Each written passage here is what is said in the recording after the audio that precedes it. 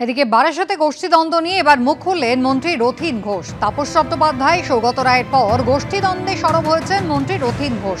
মন্ত্রী হয়ে গেছি বলে মনে রাখতে হবে আমার কিন্তু 4টে পা গজায়নি। দলের তরফ থেকে কলা গাছ দাঁড় করালেও তাকে জেতাতে হবে। নিজেদের মধ্যে লড়াই থাকতে পারে, কিন্তু দলে তার প্রভাব পড়লে হবে না। বিজয়া সম্মেলনীতে দলীয় কর্মীদের বার্তা দিয়েছেন মন্ত্রী তথা মধ্যম গ্রামের তৃণমূল বিধায়ক।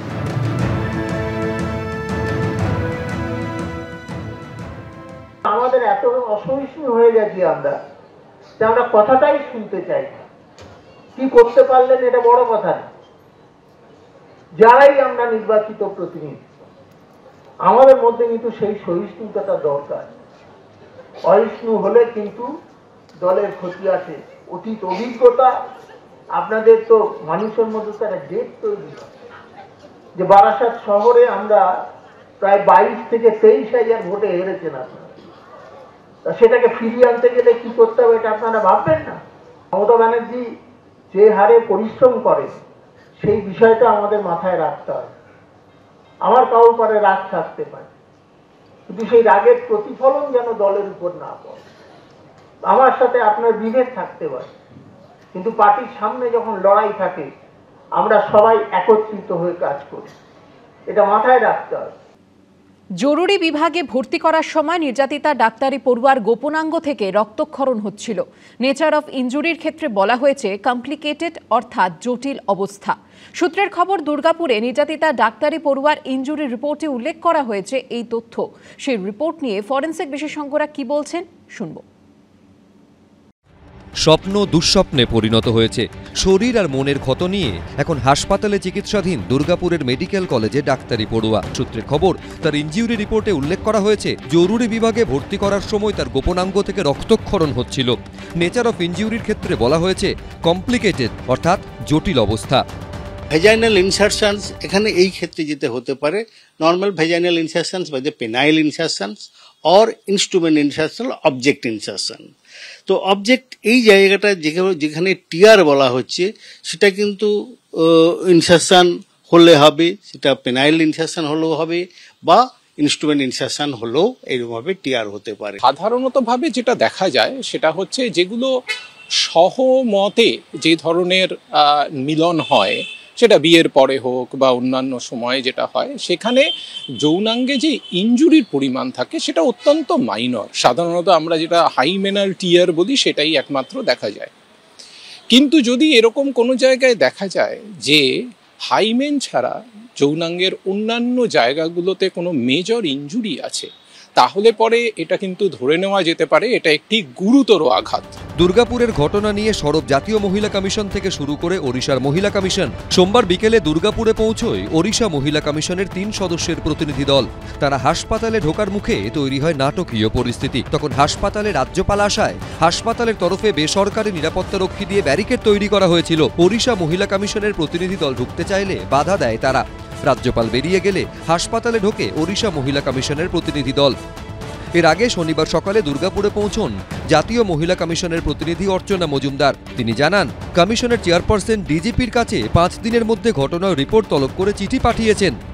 ইমিডিয়েটলি পুলিশ কি করলো টাইম টু টাইম আমরা দেখব, আমরা নিজেরা প্যারালেল ইনভেস্টিগেশন করব এবং এই ঘটনার জন্য যারা যারা দায়ী প্রত্যেকটা অথরিটি ইনক্লুডিং গভর্নমেন্ট এবং পাবলিক সেক্টর, এই হাসপাতালের অথরিটি প্রিন্সিপাল থেকে শুরু করে এখানে আশেপাশে মিউনিসিপ্যালিটি, লাইটিং সোর্স সবগুলো রেকমেন্ডেশন দিয়ে এখানে যাতে আরেকটা মেয়ের এই ঘটনা না ঘটে সেটা হলো আমাদের।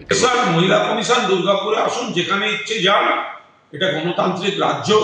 একটাই কথা, পুরীতে যখন পর্যটক তার উপর ধর্ষণ হয় তখন এইসব ওড়িশার মহিলা কমিশন কোথায় থাকে? যখন বিজেপির রাজ্যগুলোতে পরপর ধর্ষণ হয় তখন জাতীয় মহিলা কমিশন কোথায় থাকে? এরা সব বিজেপির গণসংগঠনে পরিণত হয়েছে। জাতীয় মহিলা কমিশনের পর শনিবার দুপুরে দুর্গাপুরে পৌঁছয় রাজ্য মহিলা কমিশন। শতপ্রণোদিত মামলা রুজু করা হয়েছে তাদের তরফে। ঘটনাটা যখন মিডিয়া থেকে আমরা জানতে পারি ব্রেক করে, তখনই প্রায় আমরা সুমোটো করি এবং এটা গেল প্রথম দিনের কাজ। দ্বিতীয় দিন আমাদের টিম ওখানে যায়। প্রথম পুলিশের সঙ্গে বাই দিস টাইম পুলিশের সঙ্গে বহুবার কথা হয়েছে এই যাওয়ার আগে পর্যন্ত এবং যাওয়ার পরেও। আচ্ছা, তো তখন ওখানে যাই এবং যাওয়ার পর্বে যা যা ইনভেস্টিগেট করার আমাদের প্রয়োজনীয়তা ছিল সেটা আমরা করেছি। আমরা এরিয়াটা দেখেছি, পুলিশের সঙ্গে কথা হয়েছে, তো হসপিটালে গিয়ে মেয়েটির সঙ্গে কথা হয়েছে এবং কলেজের যিনি সুপার তার সঙ্গেও দেখা করার জন্য তাকে দেখা করতে চাওয়া হয়েছে। প্রথমে উনি মিটিং এ ছিলেন, সময় দিতে পারেননি, তারপরে ফাইনালি উনি দেখা করেন। এই আর কি, এই এরকমই তার কাছে প্রয়োজনীয় তথ্য জানতে চাওয়া হয়েছে। পরিবারের বেদনা তিনি বুঝতে পারছেন না, যারা অত্যাচারী তাদেরকে ঘুরে ফিরিয়ে বাঁচানোর চেষ্টা করছেন, তাদের পক্ষে কথা বলছেন এবং প্রত্যেক সময়তে যে নির্যাতিতা মহিলাকে তিনি কলঙ্কিত করার চেষ্টা করছেন।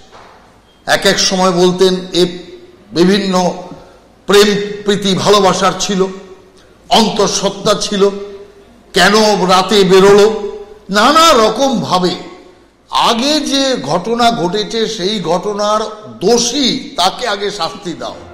নির্যাতনের পর হইচই, তোলপাড়, দোষারোপ, কিন্তু প্রশ্ন হলো নারী নির্যাতন, নারীদের উপর অত্যাচার বন্ধ কবে হবে?